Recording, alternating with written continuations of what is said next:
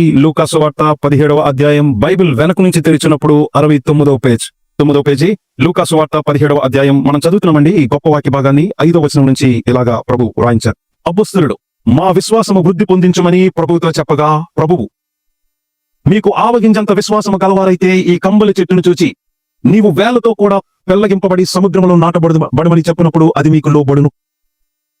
దున్నువాడు గాని మేపువాడు గాని మీలో ఎవరికైనా ఒక దాసుడుండగా వాడు పొలంలో నుండి వచ్చినప్పుడు నీవు ఇప్పుడే వెళ్లి భోజనం చేయమని వానితో చెప్పునా చెప్పడు. అంతేకాక నేను భోజనం చేయుట ఏమైనా సిద్ధపరిచి నడుము కట్టుకొని నేను అన్నపానమును పుచ్చుకుని వరకు నాకు పరిచారము చేయము. అటు తరువాత నీవు అన్నపానమును పుచ్చుకొని వచ్చినని వానితో చెప్పును గాని ఆ దాసుడు ఆజ్ఞాపింపబడిన పనులు చేసినందున వాడు దయచూపునని వానిని మెచ్చిన అటువలే మీరును మీకు ఆజ్ఞాపింపబడినవన్నీ చేసిన తరువాత మేము నిష్ప్రయోజకమైన దాసులము, మేము చేయవలసినవే చేసి ఉన్నామని అనుకునుడి కాదు, చెప్పుడన మా ప్రభు అయిన యేసుక్రీస్తు వారి పేరిట మీ పరిశుద్ధాత్మ సహాయము ఎంతగానో కోరుకుంటూ ప్రారంభిస్తున్నాము పరమ తండ్రి, ఆమేన్. మనకున్న ఈ సమయంలో మనం 2 వాక్య భాగాలు ఎక్స్పోజిషన్ చూస్తాం. 2 భాగా.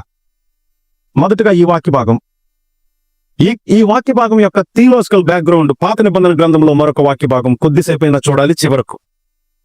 అది చూడడానికి ముందు ఈ వాక్య భాగాన్ని ఏ ఆలోచనతో ప్రారంభించాలో ఈ మాట శ్రద్ధగా ఆలకించాలి. ఈ స్థలంలో ఉన్న మీరందరూ ఈ రోజు రాత్రి చనిపోతే ఆల్రెడీ మీరు దేవుని నమ్ముకున్నవారు కాబట్టి, మంచిగా ప్రభువుని వెంబడించిన వారు కాబట్టి, నిజంగా ప్రభు యొక్క శిష్యులైతే మీరు పరలోకంలో వెళ్తారు, ప్రభు ముందు నిల్చుంటారు. దేవుని ముందు చాలా మందికి దేవుడు గొప్ప గొప్ప బహుమానాలు ఇస్తారు. మీ టర్న్ వచ్చేసరికి అమ్మా నీకివ్వడానికి ఏమీ లేదని చెప్పొచ్చు. నీ పక్కనున్న వాళ్ళకి ఎంత కిరీటం ఇస్తే నాకేమిస్తాడో అని మీరు అనుకోవచ్చు. ఆ పక్కనున్న వాళ్ళకి ఎంత చిన్న కిరీటం ఇస్తే నాకెంతో చిన్నదో పెద్దదో అని అనుకోవచ్చు. నీ దగ్గరకు వచ్చేసరికి ఇదిగో నీ 70 సంవత్సరాల జీవితంలో, నీ 80 సంవత్సరాల జీవితంలో, నీ 30 సంవత్సరాల జీవితంలో నీకు కిరీటం కాదు, ఉంగరం స్టిక్కర్ ఇవ్వడానికి కూడా ఏ రికార్డు లేదు అని ఆయన పక్కకి వెళ్ళిపోతే అప్పుడు మన ముఖం ఎలా ఉంటది? సిగ్గుపడనక్కరలేని పనివానిగా బహుమానం పొందుకునేటట్లు పరిగెత్తమని మరొక దగ్గర చెప్పబడిన మాట బట్టి అక్కడకు వెళ్ళాక ఏ బహుమానము పొందుకోవడానికి ఈ భూమి మీద జీవితంలో మన దగ్గర ఏ రికార్డు దేవుని దృష్టి లేకపోతే అది ఎంత బాధాకరమైన విషయమో తెలుసా అండి. కానీ ప్రభు మన జీవితంలో చేసిన ఒక అద్భుతం ఏంటో తెలుసా? ఈ రోజు రాత్రి మిమ్మల్ని చంపట్లేదు. ఎందుకో తెలుసా? ఈ రోజు బట్టి నీ రికార్డు చూసి నీకు ఇవ్వడానికి ఏమీ లేదు, కానీ నీకు ఒక అవకాశం ఇస్తున్నా. ఎక్కడి నుంచైనా ఏదో సాధించేటట్లు, సంపాదించేటట్లు మీరు పరిగెత్తాం. అందరూ శిష్యులే. చాలా మంది అనుకుంటారు నేను నిజంగా శిష్యునే. ఒక బహుమానం ప్రభువు నుంచి, ఒక మెప్పు, పలా నమ్మకమైన మంచి దాసుడా, పలా నమ్మకమైన మంచి దాసురాలా అనే ఒక మాట, ఒక మెప్పు పొందుకోవడానికైనా అనుకుందాం. ఇలాగా మనకి ఈ రోజు వరకు ఉన్న భక్తిని బట్టి, విశ్వాసాన్ని బట్టి, చేసిన సేవను బట్టి సాటిస్ఫై అవ్వకూడదు. ఒకవేళ నాకు ఇవ్వడానికి ఏమీ లేకపోతే నా పరిస్థితి ఏంటి? నేను సంఘంలో ఉన్నప్పుడు ఎవరినైతే చులకనగా చూశానో, నిన్న కాక మనకు వచ్చాడు చర్చికి, నేను ఎప్పటి నుంచో ఉన్నాను చర్చికి, చాలా చేశాను అనుకుంటూ ఎవరినో కొంతమంది తమ్ముళ్ళనో చెల్లెళ్ళనో ఎవరినో ఒకరిని చిన్నవాడు జూనియర్ బ్రదర్ మొన్నే వచ్చాడు చిన్నాడు, అరే రారా పోరా అని ఈజీగా మాట్లాడేసే వాళ్ళకి దేవుడు ఒక గొప్ప కిరీటాన్ని ఇచ్చి నా దగ్గరకు వచ్చి, అరే నీ కిరీటం కాదురా తమ్ముడు, అసలు నీకు ఉంగరం కాదు కదా, ఉంగరం స్టిక్కర్ ఇవ్వడానికి కూడా నా దగ్గర లేదు, ఎందుకంటే నీ దగ్గర రికార్డు లేరు అనే మాట మనకి చెప్తే, అరే ఈ భూమి మీద జీవితంలో ఎంతో మందిని చులకనగా చూసి కేర్లెస్ గా మాట్లాడాం, కానీ వాళ్ళందరూ నిత్యత్వంలో మనకంటే ఎంతో గనులుగా సాధించారు. మన గురించి చెప్పడానికి ప్రభు ఒక్క మాట కూడా లేకపోతే అది ఎంత దుఃఖకరమైనది. కాబట్టి సాధించాలి. ఈ భూమి మీద జీవితంలో కాదు గాని నిత్యత్వంలో అవసరమైనదే, అసలైనదే సాధించాలి. ప్రభు నుంచి ఒక్క మాట, బల ఆ ఒక్క మాట. మరి నిజంగా కిరీటాలు ఉన్నది తర్వాత విషయం, కానీ ఆ ఒక్క మాటే అనేకమైన గొప్ప మహిమ కిరీటాలతో సమానం. కాబట్టి ప్రభు మన జీవితానికి ఈ రోజు ఈ వాక్య భాగంతో ఏం తెలియజేస్తున్నారో తెలుసా? అనేలో అక్కలు దయచేసి జాగ్రత్తగా ఆలకించాలి. ప్రభు అయిన యేసుక్రీస్తును వెంబడించే వారిలో ఎంత పెద్ద సమస్య ఉందో తెలుసా? అది ఎంత పెద్ద సమస్య తెలుసా? నేను చేసిన సేవకి దేవుడు నన్ను ఆశీర్వదిస్తాడు, నేను కట్టుకున్న భక్తికి, నేను కట్టుకున్న మడికి దేవుడు నన్ను ఆశీర్వదించాల్సిందే, నన్ను మెచ్చుకోవలసిందే, నేను కోరుకుంటున్న అందలాలు ఎక్కించాల్సిందే అన్నట్టు ఎంతో గొప్ప పోటీ స్వభావం హృదయంలో ఉంటది. ఇది తిరుగులేని సత్యం. మీరు ఒక్కరే ఉన్నప్పుడు మీరు ఒక్కరే రాజేమో, కానీ మీరు ఒక నలుగురు సేవకులతో కలిసి కూర్చున్నప్పుడు ఎవరెక్కువ? దేవుడు ఎవరిని మెచ్చుకుంటాడు? ఇందులో ఎవరెక్కువ? మాలో ఎవరెక్కువ? మాలో ఎవరు పవర్ఫుల్? మాలో ఎవరు సక్సెస్ఫుల్? మాలో ఈ నలుగురు సేవకుల్లో ఎవరు గ్రేటెస్ట్?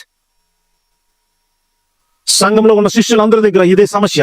ఈ సమస్య గురించి ప్రభువైన యేసు హృదయాలు ఎరిగిన వాడు కాబట్టి, అక్కలు అన్నలు ఈ మాట ఆలకించండి, ప్రభువైన యేసుకి మనిషి యొక్క అంతరంగంలో, హృదయంలో, మనసులో, ఆలోచనలో ఏం తిరుగుతుందో ఎవరు చెప్పక్కర్లా.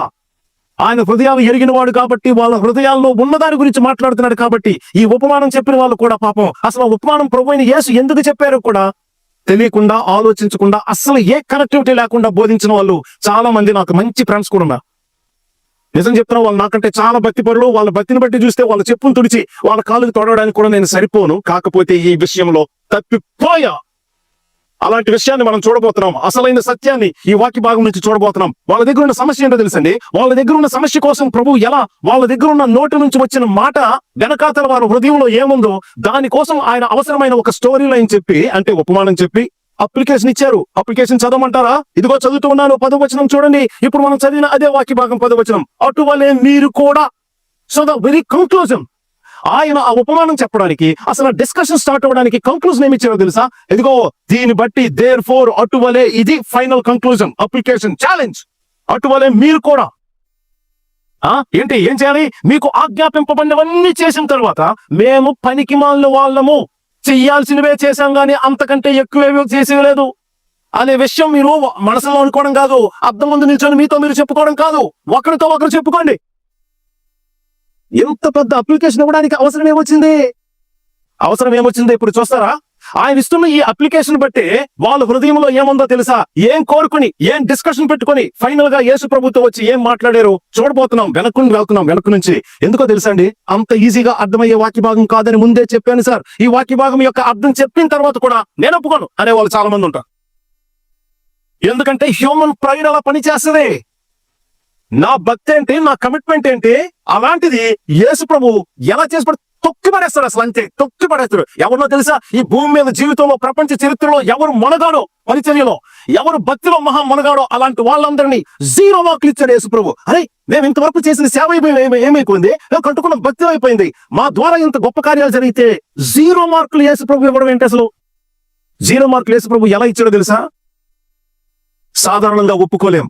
కాబట్టి వాక్య భాగాన్ని చూసి బాగా అనలైజ్ చేద్దాం. ఈ వాక్య భాగానికి థియోలాజికల్ అనాలిసిస్ చేస్తే, అంటే థియాలజీ చెప్పమంటే చాలా మంది దైవజనులు చెప్తారు, కానీ వాళ్ళు ఏ వాక్య భాగాన్ని ధ్యానిస్తారో దానికి వాళ్ళు నమ్ముతున్న సిద్ధాంతాన్ని అప్లై చేస్తే, అంటే ఆ కోణంలో, ఆ వెలుగులో, ఆ లెన్స్ పెట్టి చూస్తే ఈ వాక్య భాగం ఎలా అర్థమవుతుందో రియల్లీ షాకింగ్. నా మొదటిసారి అర్థమైనప్పుడే నన్ను దేవుడు ఎంత షాక్ గురి చేశారో ఇదిగో శ్రద్ధగా చూడండి. ఎలాంటి క్వశ్చన్స్ వస్తాయి తెలుసా ఈ వాక్య భాగం చదివినప్పుడు? అపోస్తలుడు ఎంతమంది ఉన్నారు? వాళ్ళు 12 మంది. మనం చూస్తున్నాం ఇప్పుడు 5వ వచనం నుంచి 17వ అధ్యాయం లూకా సువార్త 5వ వచనం నుంచి అపోస్తలులు మా విశ్వాసమును వృద్ధి పొందించమని ప్రభువుతో చెప్పగా, ఈ మాటలు మంచి సేవకులు ఎలా బోధించారో తెలుసా? చూసారా? ఎవరైనా వచ్చి బాగు చేయమన్నారు, ఎవరైనా వచ్చి అది చేయి ఇది చేయని అడిగారు, కానీ అపోస్తలుడు ఏమడిగారో చూసారా? యేసు ప్రభుకి మీరు ఎప్పుడైనా ఇలాంటి మంచి విషయాలు అడిగారా? ఎప్పుడు ఆశీర్వాదాలు కోరుకుంటారు, స్వస్థతలు కోరుకుంటారు, క్షేమాల్ని, సుఖాల్ని, సంతోషాన్ని కోరుకుంటారు, కానీ ప్రభువా మాకు విశ్వాసం వృద్ధి పొందించని మీరు ఎప్పుడైనా అడిగారా మీ మొహాలు పెట్టుకుని అని? ఓహో, మామూలు కాదు అలా తిట్టే మెసేజ్లు. మంచి సేవకులే మరి చెప్పాలంటే.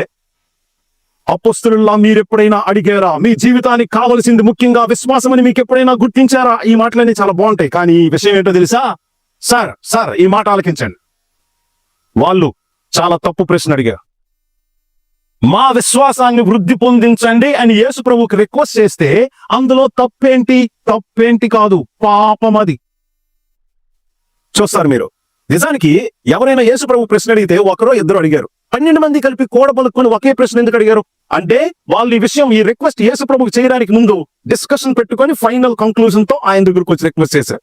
2 బ్రదర్స్ ఉన్నారు, వాళ్ళిద్దరు వాళ్ళ అమ్మని తీసుకుని వచ్చి యేసు ప్రభుకి ఒక రికమెండేషన్ చేశారు. ఇంట్లో డిస్కషన్ అవ్వకుండానే వాళ్ళ అమ్మ వచ్చి రికమెండ్ చేస్తారా?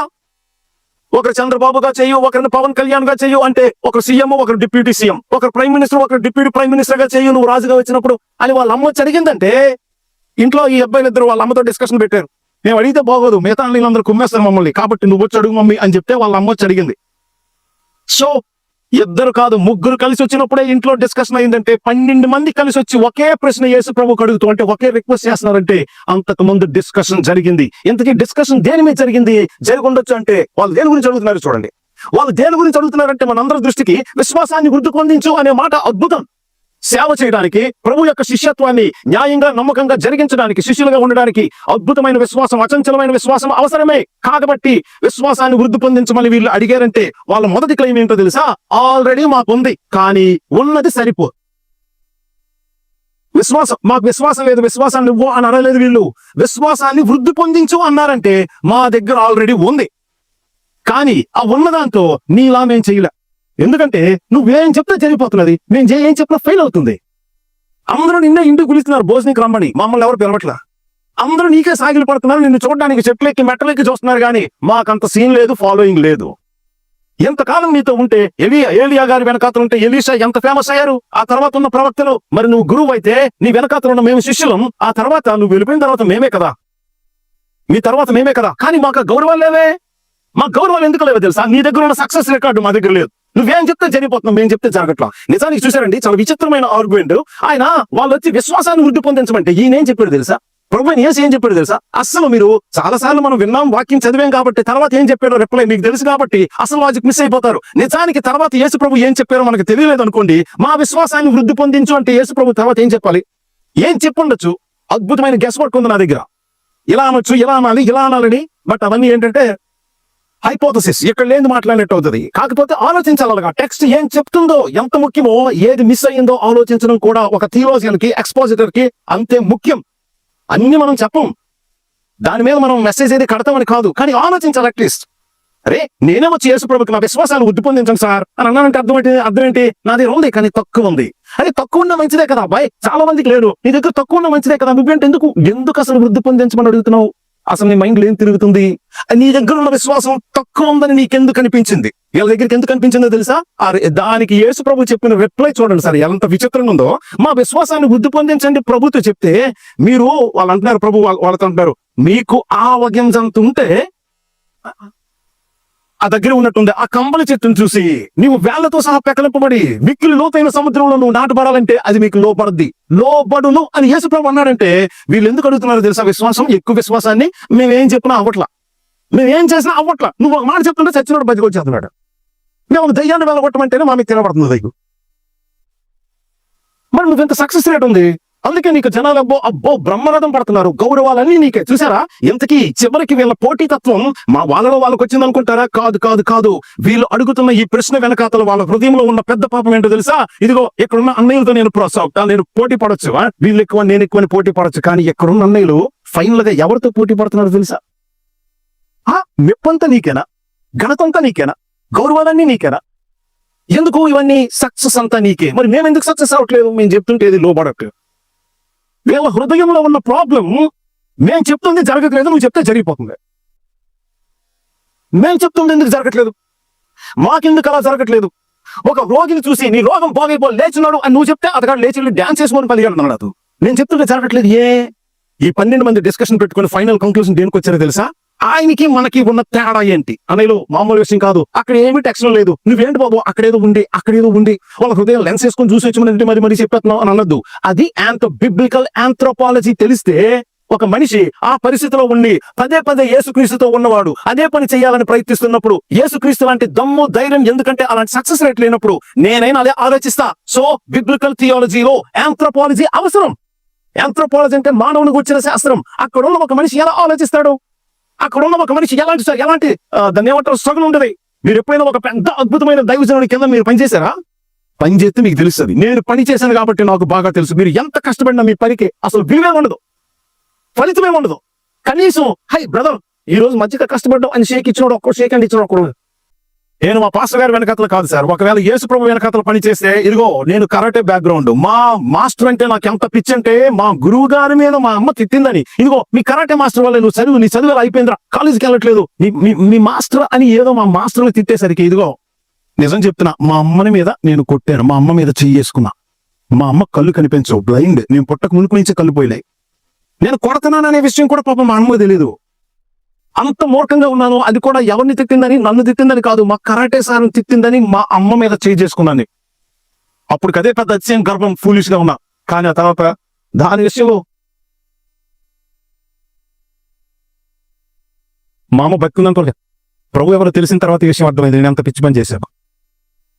సరే, దాన్ని ఉంచడం అంత పిచ్చి మా గురువు గారు అంటే. కానీ మీకు నిజం చెప్పనా, కరాటే క్లాసులో 3వ నెలకు వచ్చేసరికి నాకేమనిపించిందో తెలుసా? 3 నెలలు ప్రాక్టీస్ చేసేసరికి నాకు తెలిసి మా మాస్టర్ నేను కొట్టేద్దాం అనుకున్నా. ఏమనుకుంటున్నారా? నేను ఎందుకు మా అమ్మ మీద చేసుకున్నానని చెప్పానో తెలుసా? మా మాస్టర్, మా గురువు అంటే అంత పిచ్చి నాకు. ఆయనే నాకు మొదటి దేవుడు. కానీ ఈ కరాటే ఎలాంటిదో తెలుసా? మొదటి రోజు గురువు అంటే సూపరే, 2వ రోజు సూపరే, 4 రోజులు ప్రాక్టీస్ చేసిన తర్వాత నాకెందుకో మన మాస్టర్ కూడా కొట్టేయగలను అని కాన్ఫిడెన్స్ వచ్చి. అవునండి, ఇలాంటి హృదయం ఉన్నవాడు యేసుప్రభు మా పాస్టర్ గారి వెనకాతలు కాదు, యేసుప్రభు వెనకాతలు నేను సంచి పట్టుకుని తిరిగానుకో, నాకు తెలిసి నేను ఈయనకంటే ఇంకా గొప్పగా చెప్పగలను. ఎవరితో పోటీ పెట్టుకుంటున్నానో తెలుసా? ఈ కాన్ఫిడెన్స్ లో ఎంత ఘోరమైన అనదర్ ఫార్మ్ ఆఫ్ ఆరోగెన్స్ ఉందో తెలుసా?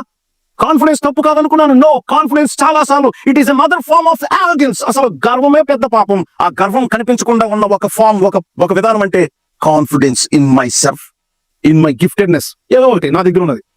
అది ఎంత ఘోరమో తెలుసా? చివరికి మనుషులతో కాదండి, దేవునితోనే పోటీ పెట్టేసుకుని, ఇతగాడి గొప్ప ఏంటి, మనం ఎందుకు అంత రేంజ్లోకి వెళ్ళలేకపోతున్నాం, ఇతగాడి ఏం చెప్పినా జరిగిపోతుంది అంటే ఏదైనా ఇతగాడికి లోపడుతుంది, మనకా లోపడటం లేదు. మనకి ఎలా లోపడుతుంది, ఈయనకి ఎలా లోపడుతున్నాయి. వీళ్ళు ఫైనల్ గా 12 మంది డిస్కషన్ పెట్టుకుని వచ్చిన ఒక కంక్లూజన్ ఏంటో తెలుసా? మరి మీరేమనుకుంటున్నారు? యేసు ప్రభు దేని వల్ల ఆయన ఏం చెప్తున్నా జరిగిపోతుందంటే,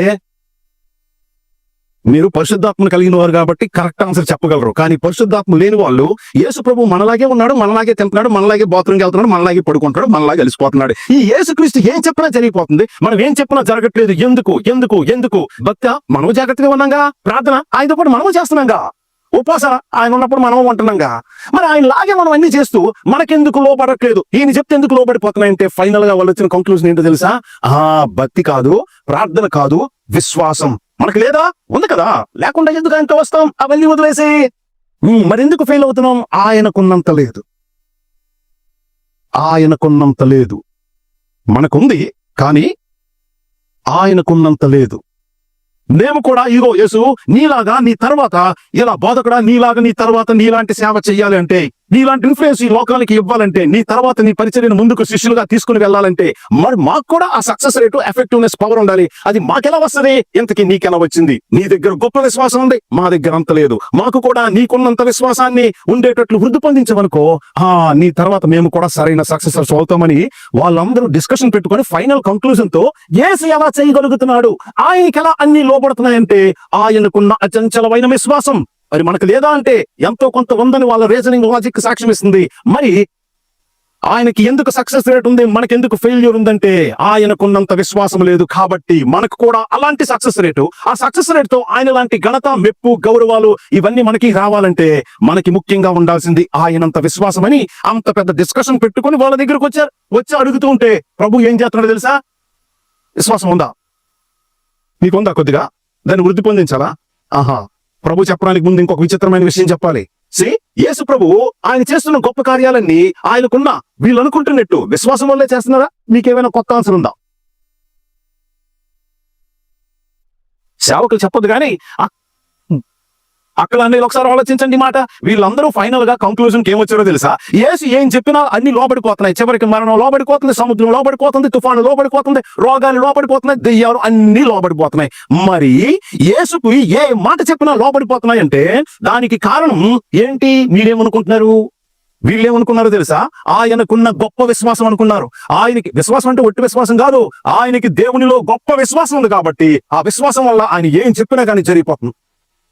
అంత గొప్ప విశ్వాసం మనకు లేదు కాబట్టి దాన్ని ఎలా వృద్ధి పొందించుకోవాలో అని యేసు ప్రభుకి వాళ్ళకి తెలిసిన లాజిక్, థియాలజీ, ఫిలాసఫీతో వచ్చి అడిగితే అందులో రెండో పెద్ద సమస్య ఏంటో తెలుసా? మొదటి సమస్య మాకు విశ్వాసం ఉంది అనే వాళ్ళ క్లెయిమ్. దాన్ని యేసు ప్రభు ఎంత ఘోరంగా కొట్టాడు ఒక క్షణంలో చూద్దాం. రెండో పెద్ద సమస్య ఏంటో తెలుసండి? యేసు ప్రభు చేస్తున్న ఈ కార్యాలు ఏ శక్తితో, ఏ కారణంతో చేస్తున్నాడు అంటే వాళ్ళు ఏమనుకున్నారో తెలుసా? దేవుని యందు ఆయనకున్న అచంచలమైన విశ్వాసం వల్ల జరుగుతుంది అనుకున్నారు. నిజమేనా? మీ ఆన్సర్ కూడా అదేనా? మీ ఆన్సర్ ఏంటండి? అక్కడ ఎవరైనా చెప్తారు? విశ్వాసం వల్ల. ఏంటి? యేసుక్రీస్తుకు దేవుని యందున్న అచంచలమైన విశ్వాసం వల్ల యేసు ప్రభు ఏం చెప్తే జరిగిపోతుంది కదండి. అంతేనా ఆన్సర్? అక్కడ కొడుతున్నారు బాగా, మీరు బాగా వింటున్నట్టున్నారు. మరి అన్నయ్యలు మీరేనా చెప్తారా? యేసు ప్రభువుకున్న గొప్ప అచింతమైన విశ్వాసం వలన ఇవన్నీ జరుగుతున్నాయా? ఇంకేమైనా ఉందా? చూసారా, యేసు ప్రభువుని కేవలం మనిషే అంటున్నారు వాళ్ళు. ఆయన మానవత్వాన్నే చూస్తున్నారు. ఆయన కేవలం మానవుడే, మనలాంటి మానవుడే. ఆయన చేస్తున్న ఈ కార్యాలు దేవునిలో ఉన్న విశ్వాసం వల్ల చేస్తున్నాడు. కానీ మీరందరూ చెప్తున్నట్లు దేవుని యొక్క శక్తి ఎక్కడో ఉన్న దేవుని యొక్క శక్తి కాదు, ఆయనలో ఉన్న దేవుని అదే స్వభావం వలన.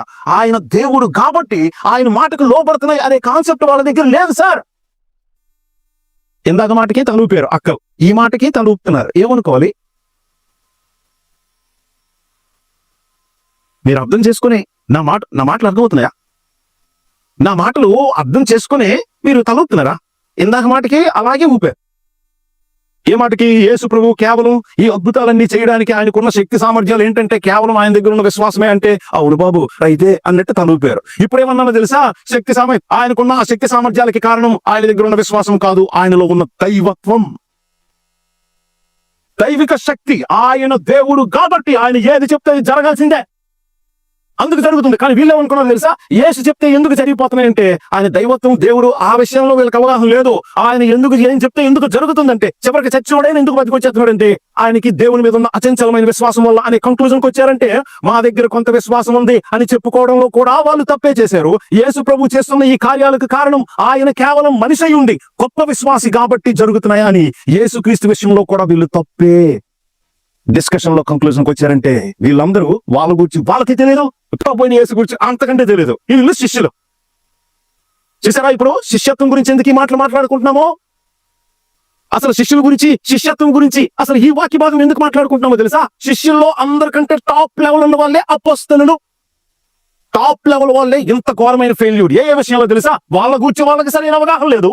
ప్రభువైన యేసు ఎవరో వాళ్ళ గురించి ఏ మాత్రం అవగాహన లేరు. ఇలాంటి వాళ్ళని పట్టుకొని దేవుడు ఈ భూలోకాన్ని తలకిందులు చేస్తాడట. గొప్పగా ఉంది కదా జోకు. వాళ్ళ డిస్కషనే మనకెందుకు లోబట్టం లేదు అనే క్వశ్చన్ హృదయంలో తలుస్తుంది కాబట్టి డైరెక్ట్ గా ప్రభు వాళ్ళు విశ్వాసాన్ని వృద్ధి పొందించమని అడిగితే లోబడ్డం గురించి మాట్లాడాడు. ఏంటి లోబడ్డం? మీరు ఈ కంబల చెట్టును చూసి నువ్వు వేళ్లతో సహా పెకలింపబడి సముద్రంలో నాటబడదని చెప్తే అది మీకు లోబడద్ది అన్నాడంటే ఇంతకు ముందు వీళ్ళ దగ్గర ఉన్న హృదయంలో స్ట్రగుల్ ఏంటంటే మాకెందుకు లోబట్టం లేదు, ఇవన్నీ ఆయనకెందుకు లోబడిపోతున్నాయి, ఆయన ఏం చెప్పినా జరిగిపోతుంది, నేనేం చెప్పినా జరగట్లేదు. ఇప్పుడు ప్రభువైన యేసు చెప్తున్నా అతి విచిత్రమైన ఛాలెంజ్ చూడండి. ఇది మామూలు ఛాలెంజ్ కాదు సార్. ఇదిగో ఈ భూమి మీద బిల్లి గ్రాహం గారికి యేసు ప్రభు వేసిన మార్కులు 0. ఇంకెవరి పేర్లు చెప్తే బాగోదు, ఆయన చనిపోయాడు కాబట్టి ఆయన పేరు చెప్పండి. సతీష్ కుమార్ గారికి వేసిన మార్కులు 0. ఈ సేవకుడు ఎంత గొప్ప సేవకుడు కదా, ఆయనకున్న అచంచల విశ్వాసం, ఆయనకున్న భక్తి, ఆయనకున్న భారాన్ని బట్టే దేవుడు సచ్చినట్టు ఆశీర్వదిస్తున్నాడు కాబట్టి ఈ సేవకుడు జైగాంటిక్ ఫిగర్ అని ఎవరైనా అనుకుంటున్నారేమో. కానీ యేసు ప్రభు ఎలాంటి ఛాలెంజ్ ఇచ్చాను తల తిరిగిపోయింది మొదటిసారి అర్థమయ్యేసరికి. ఈ విషయం నాకు తెలిసిన వాళ్ళతో పంచుకుంటే ఊరికన్నా నువ్వు అన్నీ అలాగే ఆలోచిస్తావు. ప్రపంచం అంతా ఏ దారిలో అవుతుంది, ఆ దారి వెళ్ళు. తప్పు నిన్న ఎవడైనా పిలిచి మెసేజ్ ఇస్తాడు, నువ్వు అన్ని అలాగే చెప్తావు అనుకో, ఎతగాడైనా కొత్త బాధ బోధిస్తున్నాడు అనుకో, ఎవరు మీకు అర్థమవుతుందా? సత్యం ఏంటంటే మనిషి పాపి. పాపి అంటే ఏ రేంజ్ పాపో తెలుసా? వాడు సంపూర్ణ భ్రష్టుడు, టోటల్లీ డిప్రైవ్డ్ అయినోడికి మంచి ఆలోచనలు ఎందుకు వస్తాయి, మంచి కంక్లూజన్స్ ఎందుకు వస్తాయి? వాడి గురించి అయినా వాడి దేవుడి గురించి అయినా. ఎలాంటి విషయం ఉందో తెలుసా? ఇప్పుడు సార్ ఈ ఆవగింజంత విశ్వాసం ఉంటే నువ్వు కంబల చెట్లు చూసి ఆజ్ఞాపించావంటే ఆ ఆజ్ఞ ప్రకారం అది లోబడద్ది అని అన్నారు సార్. ఇప్పుడు ఆవగింజంత విశ్వాసం అంటే ఎంత? నేను చర్చికి వెళ్ళేవాడిని. ఆ చర్చిలో పాస్టర్ గారు ఏమని చెప్పారు తెలుసా? ఆవగింజ అంటే ఎలా ఉంటుంది తెలుసా? ఆవగింజ ఎలా ఉంటుంది? నల్లగా ఉంటది. మీరు బాగా చెప్పారులేండి. ఆ అక్క ఏం చెప్పిందో తెలుసా? రౌండ్గా ఉంటది. ఆవగింజ రౌండ్గా ఉంటది అంటే నీకు ఉన్న విశ్వాసం ఆవగింజంత ఉంటే నీవు ఒక మాట చెప్తే ఏదైనా జరగాల్సిందే, నీకు లోపడాల్సిందే అన్నప్పుడు ఆ మాటకు అర్థం ఏంటంటే ఆవగింజ రౌండ్గా ఉంటది కాబట్టి నీ విశ్వాసం కూడా రౌండ్ గా అంటే పరిపూర్ణమైతే అంతే. నువ్వేం చెప్తే జరుగుద్ది. అంత చిత్రం లేదక్క. ఆవగింజని ప్రపంచమంతా యూనివర్సల్ రేంజ్ లో ఆవగింజని దేనికోసం ఉపయోగిస్తారు ఎగ్జాంపుల్ గా అంటే అన్ని విత్తనాల కంటే చిన్న విత్తనం అని బైబిలే చెప్తుంది, ప్రభువైన యేసే చెప్పారు. అంటే ఆవగింజతో విశ్వాసాన్ని పోల్చారంటే అరే అన్నిటికంటే నీకు ఉన్న విశ్వాసం మైన్యూట్ మిక్కిలి చిన్నదైతే చాలు, నువ్వు ఒక మాట చెప్తే నీకు ఏదైనా జరుగుద్ది అని అన్నారంటే ఇప్పుడు చెప్పండి సార్ ఒక మాట, నా జేబులో ఉన్న పెన్ను వెళ్ళిపోయి కరుణ నా జేబులోకి వెళ్ళిపోవాలి అని నేను చెప్పాలి. అప్పుడేమవ్వాలి? పెన్ను అది వెళ్ళలేదంటే అర్థమేంటి తెలుసా? నాకు అంత సీన్ లేదండి. ఇప్పుడు ఇప్పుడు ఇప్పుడు ఈ భూమి మీద, ఈ ప్రపంచంలో, ఈ లోకంలో, టీవీలో కనిపించే ఏ అన్నయ్యైనా, అన్నా నువ్వు అక్కడే ఉండి ఆ ఫ్యాన్ స్విచ్ వేసుకోవాలని నువ్వు చెప్పన్నా, ఆ ఫ్యాన్ స్విచ్ ఆన్ అవ్వాలి, ఫ్యాన్ తిరగాలి చెప్పన్నా. ఇప్పుడు ఏ అన్న చెప్తాడు? అప్పుడు అన్నలు ఏమంటారు తెలుసా? దేవుని శోధించకూడదు. అబ్బా, ఎక్కడ ఉంది స్విచ్? అక్కడికి వెళ్ళి 2 అడుగులు వేసుకుని ఒక స్విచ్ వేసుకోవడానికి నేను దేవుని శోధించొచ్చా? అయినా నా చేపు పాకెట్ లో ఉన్న పెన్ను అది దరిమట్టుగానే వెళ్ళిపోయి ఆ అన్న పాకెట్ లోకి వెళ్ళిపోవాలని నేను అలా ఎందుకు అడుగుతా? అవసరం ఏంటి? మరి ఎక్కడ ఉన్న ఈ చెట్టు ఎక్కడ నుంచి లేపబడి సముద్రంలో మిక్కిలి అగాధమైన లోతుల్లో నాటబడ్డానికి ఎక్కడొచ్చిన అవసరం ఏంటట? నీకు అర్థమవుతుందా? ఆ హ్యాంగర్ కొన్న చొక్కా ఎక్కేయాలి నాకు అని చెప్తే అది వచ్చి ఎక్కిపో అంటే ఇలా తొడిగేసుకోవాలన్నమాట. అంత అవసరం ఏంటి అని అన్నారు అనుకోండి ఎవరైనా. మరి కంబల్ శక్తి ఎక్కడి నుంచి లేచిపోయి సముద్రంలో పాతపడాల్సినంత అవసరం ఏంటి? ఎవరు చూస్తాడో నిజంగా సముద్రంలో పాతపడిందో లేదో? అది కళ్ళ ముందున్న ఎనీ ఛాలెంజ్. ఇది ప్రపంచానికి యేసు పంపిస్తున్న ఛాలెంజ్ ఏంటో తెలుసా? ఇదిగో నాకు శిష్యులే కాదు, నాకు సేవ చేయాలనుకున్న వాళ్ళు ఎవరికైనా మీకు ఇది ఛాలెంజ్. ఒకవేళ దేవునికి సేవ చేసే వాళ్ళు ఎవరైనా దేవునికి అద్భుతంగా సేవ చేసి సాధించాలనుకుంటే దేనితో అనుకుంటారు? భక్తి అనుకుంటారా? విశ్వాసం అనుకుంటారా? ఇదిగో ఛాలెంజ్. నీకు అంత మాత్రం విశ్వాసం ఉంటే, ఎంత మినిమంలో మినిమం ఉంటే నువ్వు దేనికైనా ఒక ఆజ్ఞాపించేది లోపడాలి. అది జరగలేదంటే ఆయన ఏం చెప్తున్నాడో తెలుసా? మీకు ఎంత షాకింగ్ సత్యమో తెలుసా? అరే అబ్బాయి, నీకు ఆవగించట్టు కూడా లేదురా, నువ్వేంట్రా వచ్చి మా విశ్వాసం ఉంది కానీ సరిపోదు, కొద్దిగా ఎక్కువ చేయని చెప్తున్నావు. బుద్ధంగా నువ్వేం అడుగుతున్నావు? ఈ మహానుభావులకు అర్థం కావట్లేదు అసలు. ఎంతసేపు రిఫార్మర్ల మీద పడి ఏడుస్తారు కానీ మనిషికి విశ్వసించగలిగే శక్తి సామర్థ్యాలు ఉన్నాయి. Man can believe God, man can choose God అని చెప్పేవాళ్ళు ఎంత ఘోరమైన బోధ చేస్తున్నారో తెలుసా? మ్యాన్ కాదుగో ప్రభు దగ్గర ఉన్న అపొస్తలులకే ప్రభు చెప్తున్నాడు, నీకు విశ్వాసం ఉందా? అంత నిజమా? ఇదిగో ఎంతో కొంత కాదు, 1 కేజీ కాదు, 1/2 కేజీ కాదు, ఆవగింజంతుంటే ఇదిగో నువ్వు ఒక మాట చెప్పు, అది జరగాలి. అక్కడ చెప్పు చూడంటే నోరు పెగలదు. ఇంకా యేసు ప్రభు ఈ ఛాలెంజ్ తో చేస్తున్న పని ఏంటో తెలుసా? రే బాబు, నాకు సేవ చేయాలంటే, గొప్ప గొప్ప అద్భుత కార్యాలు నా కోసం చేయాలంటే, ప్రజలకి సేవ చేయాలంటే విశ్వాసమే అనుకుంటున్నారు కదా. ఆల్రెడీ మీకు ఎంతో కొంత ఉందనుకుంటున్నారు కదా. మీకు ఏ మాత్రం విశ్వాసం లేదు అంటే ప్రూఫ్ ఏంటో తెలుసా? నువ్వు దేనికో ఒక ఆజ్ఞవో అది నీకు లోపడాలి. అదేది లోపడలేదా? నీకు విశ్వాసం లేదు. ఎంతకంటే ప్రూఫ్ ఏంటి? ప్రభా, మరి అంత కూడా విశ్వాసం లేనప్పుడు మమ్మల్ని ఎందుకు పిలిచావు ప్రభా? మాతో ఏ కార్యాలు జరుగుతాయి ప్రభు అంటే అప్పుడు శిష్యుడికి గాని సేవకుడి గాని అర్థం కావాల్సిన విషయం ఏంటో తెలుసా? ఇదిగో నిన్ను వాడుకొని నీ ద్వారా ఆయుధ శక్తితో చేసుకుంటాడు కార్యాలు. కాబట్టి మెప్పైనా ఘనతైనా సేవకుడికి కాదు, ఆ సేవకుని వాడుకున్న ప్రభువుకే. ఎంత కష్టపడ్డాను కాబట్టి దేవుడు మెచ్చుకోవాల్సిన అవసరం లేదు సార్. ఎంత భక్తిగా నన్ను నేను కాచుకున్నాను కాబట్టి అబ్బో దేవుడు వచ్చి కింద పడిపోయి దొరిలేసి పొరుల దండం వేరే తమ్ముడు నీకంటే గొప్పడేవాడు లేడని చెప్పడానికి అంత చిత్రం ఎవరి దగ్గర లేదు. దేవుడు ఒక మనిషిని వాడుకోవడానికి, ఆయన గొప్ప కార్యాల కోసం వాడుకోవడానికి కనీసం విశ్వాసం కూడా అతని దగ్గర లేదు.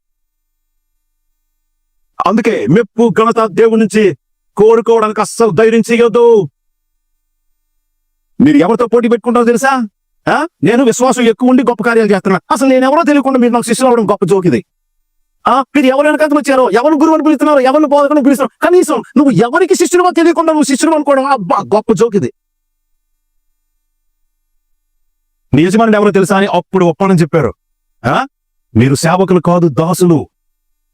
మీరు ఎంత కష్టపడినా దున్నువాడు గాని విత్తువాడు గాని ఒక దాసుడుంటే పొద్దుకల్లా పొలంలో పనిచేసి అలిసిపోయి వచ్చాడు. 2 గంటలప్పుడు 8 గెళ్ళాడు. తెల్లవారి 4 కిలోలు అనుకున్నాం. అలిసిపోయి 2 గంటలకు ఇంటికి వచ్చాడు.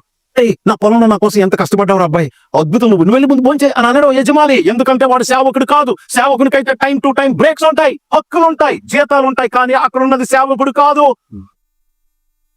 దాసుడు, బానిస. తెల్లవారు 4 గంటలకు వెళ్ళి పొలానికి నీళ్లు కట్టి పొంగల్ని చేసుకుని అలసిపోయి 2 గంటలకు వచ్చాను ఒక ముద్ద తిందామని. అప్పుడు యజమాని ఏమన్నాడు తెలుసా? నాకేదైనా భోజనం సిద్ధపరిచి నేను తిన్నంత వరకు నాకు దగ్గర ఉండే అవసరమని చూసుకోవాలని చెప్తారు. హే అయ్యగారు, 4 నుంచి చాలా కష్టపడి పనిచేశాను అయ్యగారు, 2 వరకు ఏమీ తినలేదు, అక్కడ ఒక నీళ్ళు తాగానంతే. అది చాలా కష్టపడ్డారు. భోంచే ఎంత కష్టపడి నా పొలం కోసం ఎంత కష్టపడి వచ్చిన తర్వాత కూడా భోంచేయకుండా నా కోసం ఆహారం సిద్ధపరిచి వండి పెట్టి నాకు వడ్డించావే, నువ్వు మామూలుడు కాదురా అని ఏ యజమాని దాసుడికి సాగిలపడి నమస్కరించడం, పువ్వుల దాంట్లో వేయడు. ఎప్పుడో తెలుసా ఒక దాసుడు ఒక సేవకుడు ఎలా కోరుకుంటాడు? నాకు ఆ హక్కు ఉంది, ఎందుకంటే నేను సేవ చేసింది నాలాంటి వాడికి అనుకునేటప్పుడు ఎవడైనా పోటీ పడొచ్చు. కానీ నేను ఎవరి పొలంలో సేవ చేస్తున్నాను, ఏ యజమానికి సేవ చేస్తున్నానో ఆయన రేంజ్ ఏంటో నాకు తెలిసిన తర్వాత ఇదిగో మెప్పులు ఘనతలు కోరుకోలేను. అలాంటి వాడికి నేను సేవ చేయడమే గొప్ప. ఆయనకి నేను సేవ చేసినందుకు తిరిగి నాకేదో చెప్పాలనుకున్నాడు సార్. మీకు అర్థమవుతుందా? అరే యేసు ప్రభువుని నమ్ముకున్నాను, ఉపవాసం ఉండి ప్రార్థన చేశాను, ఇప్పుడు నాకు ఉద్యోగం ఇస్తాడా? అర్రే, నువ్వు ఆయన దగ్గరికి రావడమే నీకు పెద్ద ఆశీర్వాదం. నువ్వు వచ్చినందుకు నీకు ఇంకేదో ఇవ్వడం ఏంది? ఎప్పుడని కాదు, అడగకుండానే ప్రాణం పెట్టినంత ఉంది ప్రేమ మీకోసం. ఎప్పుడని కాదు, కానీ మీకు ఉండాల్సిన యాటిట్యూడ్ ఏం తెలుసా? ఇలాంటి దేవుడి కోసం నేను చెమట కాదు, అవసరమైతే రక్తము చిందించడానికి కూడా. నిష్ప్రయోజకమైన సేవకుని, అయోగ్యుడను.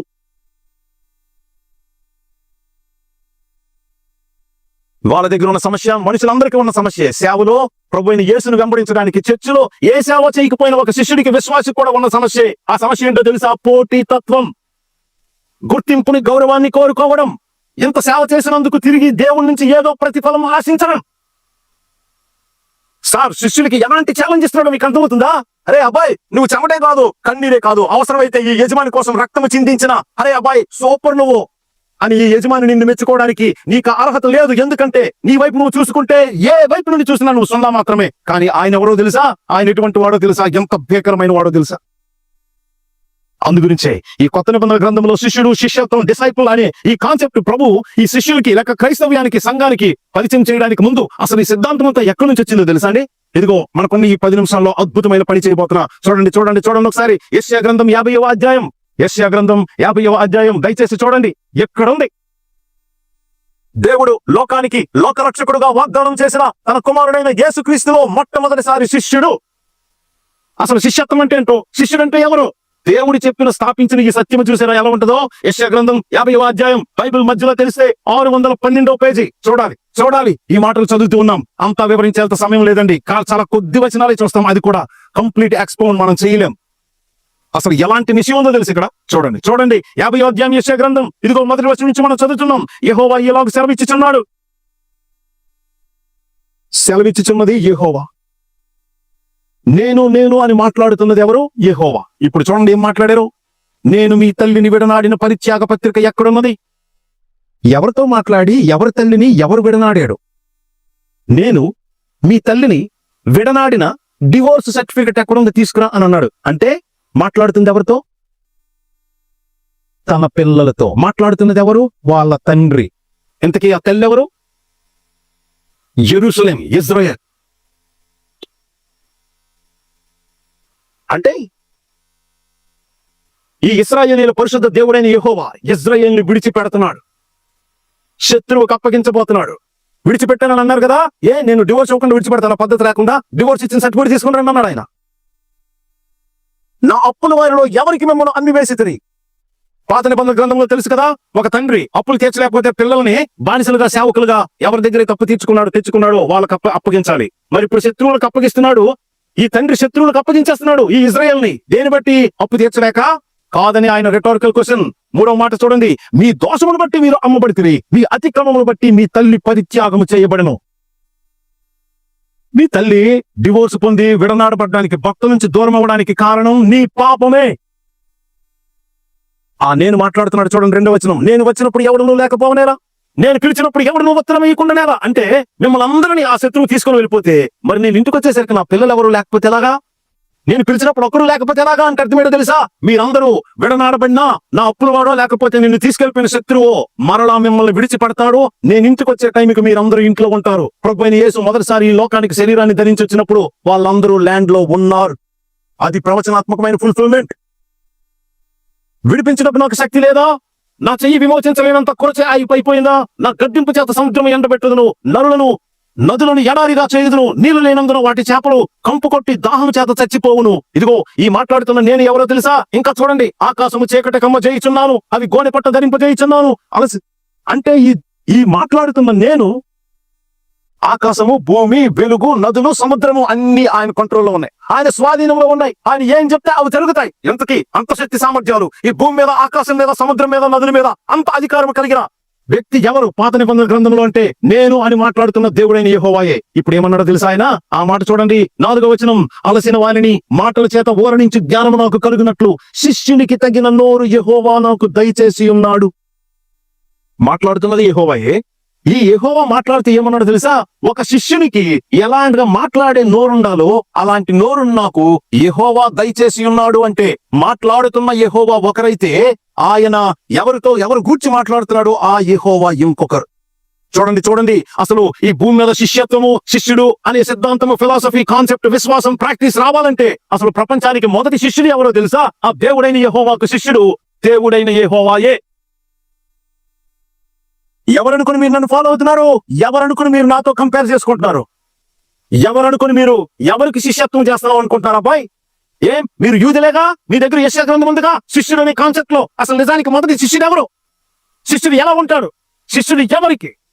ఇదిగో యెషయా గ్రంథం ఈ 50వ అధ్యాయం నుంచి, యెహోవా సేవకుడే దేవుడైన యెహోవాయే శరీరాన్ని ధరించి ఒక నోరు కలిగి ఉంటాడు. నోరు మాత్రమేనా? చూడండి 4వ వచనం తర్వాత మాట, శిష్యునికి తగిన నోరు యెహోవా నాకు దయచేసి ఉన్నాడు. శిష్యులు వినున్నట్లుగా నేను వినుటకై ఆయన ప్రతి ఉదయమున నాకు వినబుద్ధి పుట్టించుచున్నాడు. ప్రభువు యెహోవా నా చెవికి వినబుద్ధి పుట్టింపగా నేను ఆయన మీద తిరుగుబాటు చేయలేదు, వినకుండా నేను తొలగిపోలేదు. ఇంకా కిందకు వెళ్తాం, చూస్తాం. కానీ ఒక్క మాట వినండి. ఇప్పుడు మనం చదువుతున్న ప్రతి మాట, మీ చర్చ్ క్యాలెండర్ ఉందా? ప్రతి నెల ప్రభు అయిన యేసుక్రీస్తుకు శిష్యుడైన వానికి ఎలాంటి లక్షణాలు ఉండాలో, ఎలాంటి స్వభావం ఉండాలో, ఎలాంటి క్యారెక్టరిస్టిక్స్ ఉండాలో ఇక్కడ ప్రతి ఒక్కటి ఉంది. శిష్యుడంటే మొదటి ఏ విషయంలో తెలుసా? మీ మొదటి నెల 3వ నెల క్యాలెండర్ లో ఏది ప్రింట్ చేసి ఉందో అదే. శిష్యుడంటే మొదటి ఏ విషయంలో క్యారెక్టరైజ్ చేయబడ్డాడో తెలుసా? శిష్యునికి తగిన నోరు యెహోవా నాకు ఇచ్చాడంటే నీ నోటితో చాలా పని ఉంది. మొదటి క్యారెక్టరిస్టిక్ నీ నోరే. అంటే నీ నోటితో సువార్త ప్రకటించడం, నీ ప్రభు గూర్చిన సత్యాన్ని బోధించడం, ఇతరులకు ఆశీర్వాదకరంగా ఉండడం, ఆరాధించడం, నీ నోటితోనే మొదటి పని శిష్యునికి. ఆ శిష్యుడు మొదటి శిష్యుడు ఎవరో తెలుసా? ప్రభు అయిన యేసు. మనం నోటితో చెప్తే గొప్ప కార్యాలు జరిగిపోతాయా సార్? ఇదిగో ఎంతో మందికి గొప్ప గొప్ప అద్భుతమైన థియాలజీ జ్ఞానం ఉంది, కానీ వాళ్ళు ఎవరు ఎంత చెప్పినా ఇదిగో కేవలం ఒక కుక్క మురిగినట్టే. ఇదిగో నేను ఇప్పుడు మురుగుతున్నాగా, ఎలాగేముంటది? ఏం పని జరగదు, ఫలితం పెద్దగా ఉండదు, ఫ్రూట్ పెద్దగా ఉండదు. మనం నోటితో చెప్పే ఈ మాటకు ఫలితం, శక్తి, ఫ్రూట్ ఎప్పుడు కనిపిస్తుందో తెలుసా? మనకు ఆ చెవి ఉంటే. ఎంతకీ ఏ చెవది? చూడండి ఏ చెవో. శిష్యులు వినున్నట్లుగా నేను వినుటకై ఆయన ప్రతి ఉదయమున నాకు వినబుద్ధి పుట్టించుచున్నాడు. ఎవడు విధేయత చూపిస్తాడో వాడి మాటకే శక్తి ఉంటది. విధేయత చూపించిన వాడు ఎంత గట్టి గరిచినా ఎవరి జీవితంలో ఏమి ఫ్రూట్ఫుల్నెస్ ఉండదు, ఏం చేంజ్ ఉండదు, అసలు పవరే ఉండదు. సో ఒబీడియన్స్ లేని శిష్యుడు ఎంత అద్భుతమైన సిద్ధాంతాలు చెప్పినా, ఎంత గట్టిగా అరిచినా, ఎంత అద్భుతమైన క్రాఫ్టీ ఎమోషనల్ స్టోరీస్ చెప్పినా జనాలు ఏడొచ్చు, కింద పడి దొరిలేసి నవ్వచ్చు, కానీ ఏ మాత్రం స్పిరిచువల్ చేంజ్ ఉండదు. ఎందుకంటే మన మాటకి శక్తి ఎప్పుడుంటో తెలుసా? ముందు మనకు ఆ చెవికి ఉన్నప్పుడు. ఎంతకి చెవికి ఉండాల్సింది ఏంటో తెలుసా? దేవుని మాట మొదటగా వినడం. దేవుని మాట వినడవాడు ఎంత గొప్పగా అరిచి చెప్పినా అక్కడ ఏ జరగ. వినడం అంటే కేవలం చెవి అనుకుంటున్నారా? కాదు. దేవుని మాట వినడం అంటే అర్థం ఏంటో తెలుసా అండి? ఇదిగో ఇప్పుడు తర్వాత మాట చూడండి, 5వ వచనం. దేవుని మాట వినడం అంటే ఏంటో చూడండి, 5వ వచనం. ప్రభువు యెహోవా నా చెవికి వినబుద్ధి పుట్టింపగా నేను ఆయన మీద తిరుగుబాటు చేయలే, వినకుండా నేను తొలగిపోలేదు. అంటే వినడం అనే మాటలోనే విధేయత అనే మాట ఉంది. సో శిష్యుడు ఎవరో తెలుసా? ఇదిగో నోటిని దేవుని కోసం ఉపయోగించేవాడు, ఆరాధించడానికి, సాక్ష్యం ఇవ్వడానికి, సేవ చేయడానికి, ప్రకటించడానికి. ఈ పని అద్భుతంగా, ఎఫెక్టివ్ గా, ఫలభరితంగా జరగాలంటే ముందు ఆయన దగ్గర కూర్చొని వినేవాడు అవ్వాలి. కేవలం వినడం మాత్రం సరికాదు. అంతకంటే ముఖ్యమైన 3వ పని ఏంటో తెలుసా? విన్నదానికి విధేయత చూపాలి. తిరుగుబాటు చేయని వాడే శిష్యుడు. విధేయత లేనివాడు ఎంత విషయం విని నేర్చుకుని ఎంత అద్భుతంగా మెసేజ్లు చెప్పినా, అరిచినా అక్కడ ఏం వరగడు.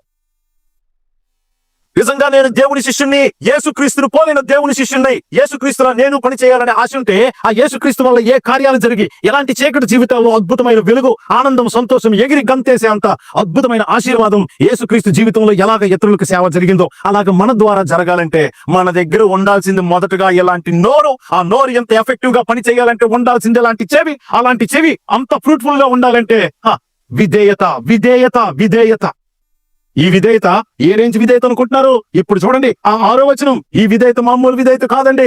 యెహోవా నాకు వినబుద్ధి పుట్టింపగా నేను ఆయన మీద తిరగబడలేదు అని అంత గొప్ప విధేయత ఏ స్థాయి వరకు వెళ్ళిందో తెలుసా? చూడండి 6వ వచనం. కొట్టు వారికి నా వీపును అప్పగించితిని, వెంట్రుకలు పెరుగు వారికి నా చెంపలను అప్పగించితిని, ఉమ్ము వేయి వారికి, అవమానపరుచు వారికి నా ముఖము దాచుకోవడం లేదు. ఇవన్నీ ఎవరికి జరిగాయి?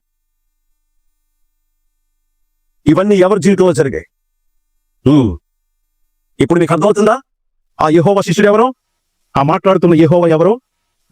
మొదటి వచనం నుంచి మాట్లాడుతున్న ఆ నేను సముద్రాన్ని, నదులను, ఆకాశాన్ని, భూమి మీద ఆయన మాటతో అంత శక్తి సామర్థ్యాలు కలిగిన వాడు. పాత నిబంధన గ్రంథంలో ఉన్న దేవుడు ఎవరంటే ప్రభు అయిన యెహోవా. ఆ యెహోవా ఏమవుతుందో తెలుసా? కొట్టు వారికి వీపును అప్పగిస్తాడంటే ఆయన ఒక శరీరాన్ని ధరిస్తేనే వీపు ఉంటుంది ఆయనకి.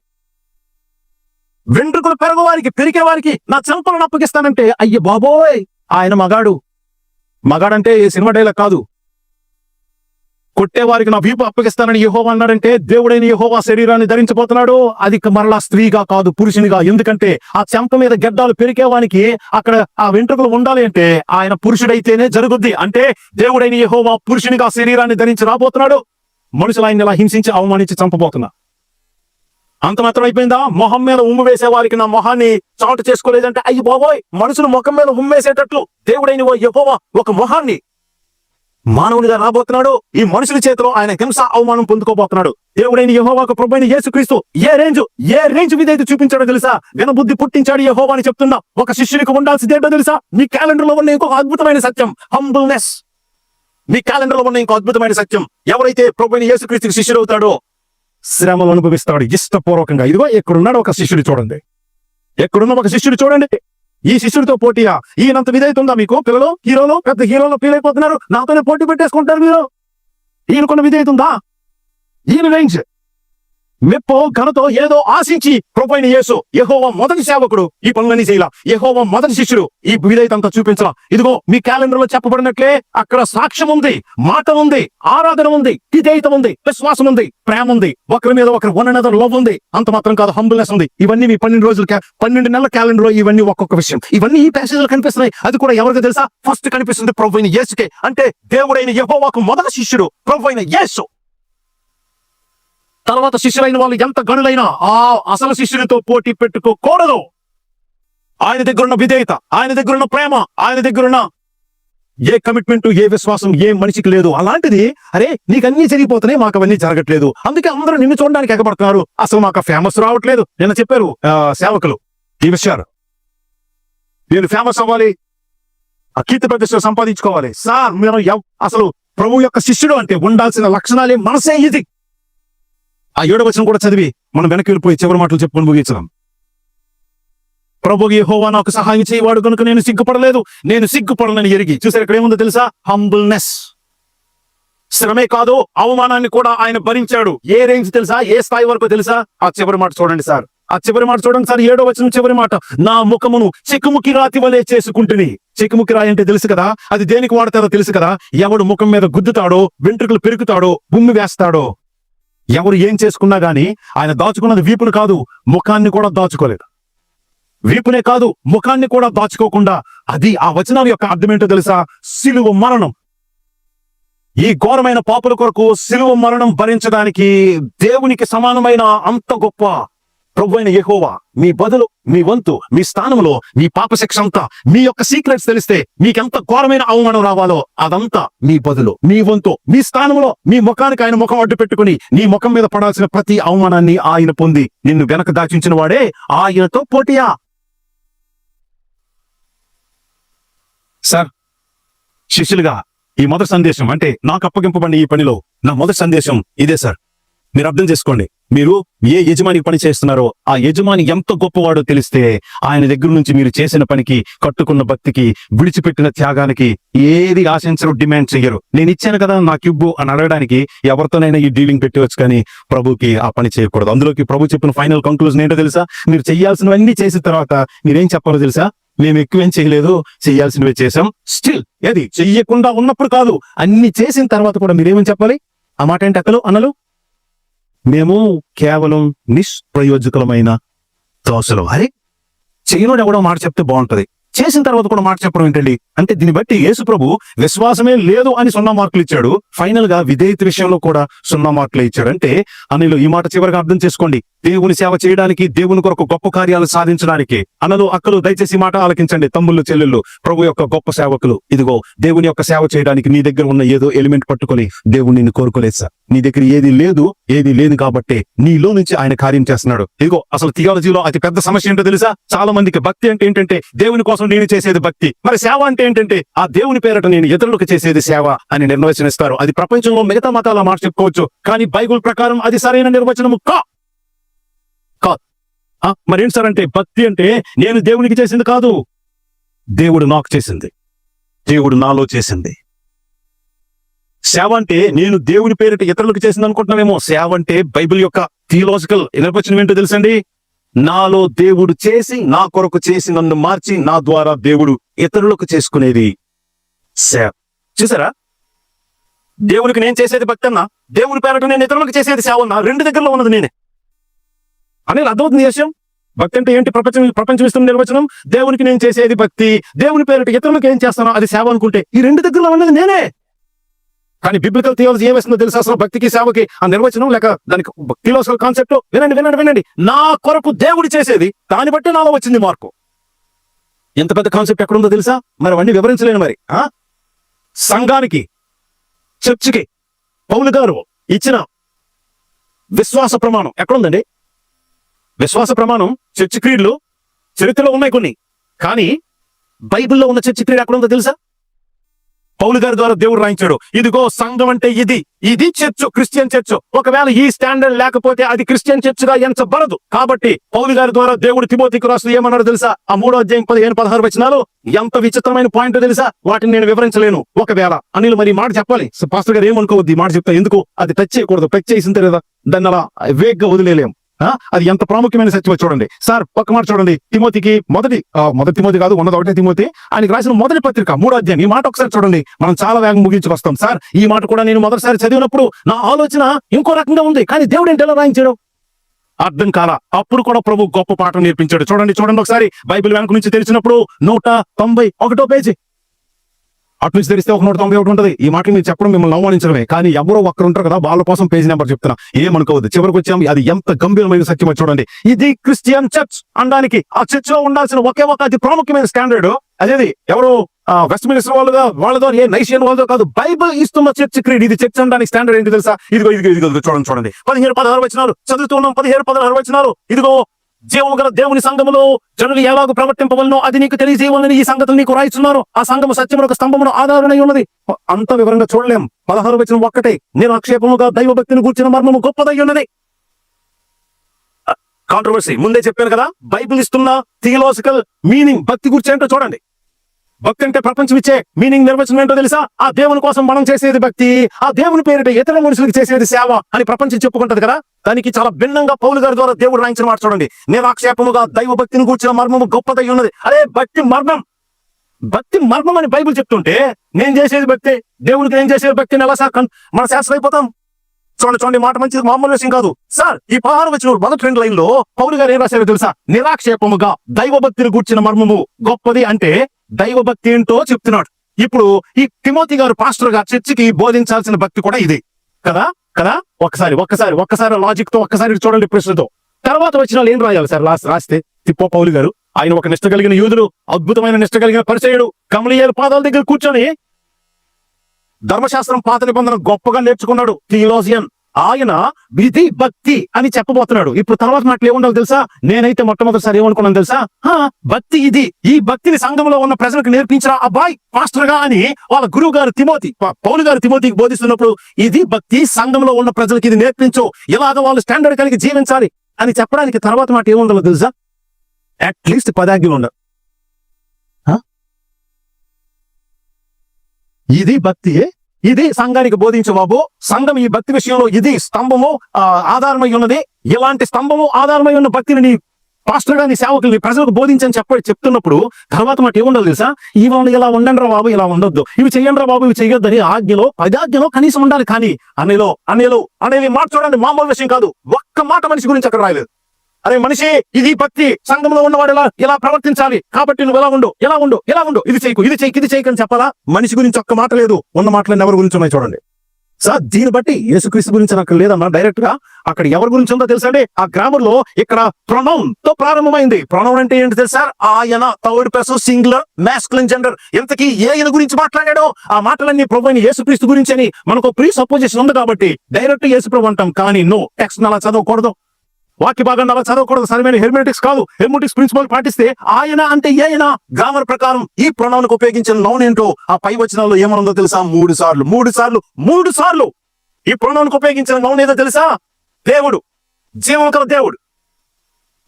కల దేవుడు శరీరముతో ప్రత్యక్షమయ్యాడు. యేసుక్రీస్తు యొక్క ఇన్కార్నేషన్ ఆత్మ విషయమున నీతిపరుడని తీర్పు నొందెను. ఈ మాటకు అర్థమేంటో తెలుసా? సిన్లెస్ లైఫ్, 23.5 years, పాపరహితమైన జీవిత సాక్ష్యం. అది దేవదూతలు కనబడి. ఈ మాటకు అర్థమేంటో తెలుసా? మరణిస్తేనే దేవదూతలు కనబడతారు. ఈ దేవదూతలు మామూలు దూతలు కాదు. ఆయన మరణించినప్పుడు భూమి యొక్క ఏ కింద భాగానికి దిగారో ఆ విషయం ఆయన మరణించినప్పుడు భూమి యొక్క ఏ కింద భాగాలకి దిగాడో, అది కూడా ఆత్మస్వరూపుగా భూమి యొక్క కింద భాగాలకి దిగి ఏ ఆత్మలకు ఏ దేవదూతలు కనపరుచుకున్నాడో అది. అంటే ఈ మాటకు అర్థమేంటో తెలుసా? ఆయన మరణం రక్షకుడని జన్మలలో ప్రకటింపబడిన. ఈ మాటకు అర్థమేంటో తెలుసా? ఆయన రిజరక్షన్ తోనే రక్షకుడు అనే ప్రూఫ్ స్థిరపరచబడింది.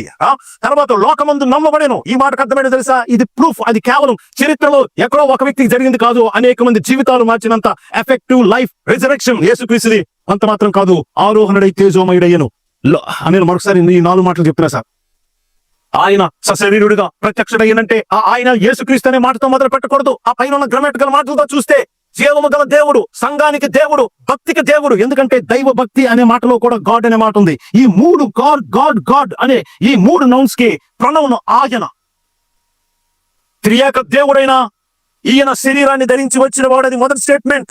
ఆత్మ విషయమైన నీతిపరుడని తీర్పునందెను, అది పాపరహితమైన 33.5 సంవత్సరాల జీవితానికి సంబంధించిన స్టేట్మెంట్. దేవదూతలకు కనబడంటే ఆయన శిలువ మరణము, సమాధి చేయబడము. ఆ తర్వాత రక్షకుడని జన్మలలో ప్రకటింపబడినంటే ఆయన మరణాన్ని గెలిచి 3వ రోజు తిరిగి లేవడం. ఇది ప్రజలకు నమ్మారా? లోకమందు నమ్మబడిందా? 40 రోజులు ఆయన తిరిగి లేచి 40 రోజులు ప్రజలకు ఏ రుజువులు ఇచ్చారో ఆ మాటకి ఎక్కడున్న మాట? లోకమందు నమ్మబడెను. అది 40 రోజులకు సంబంధించింది. ఆ తర్వాత మాట ఆయన ఆరోహణమాయను. అందరికి తెలిసిందే ఎసెన్షియల్ గురించి. మీకు అర్థమవుతుందా?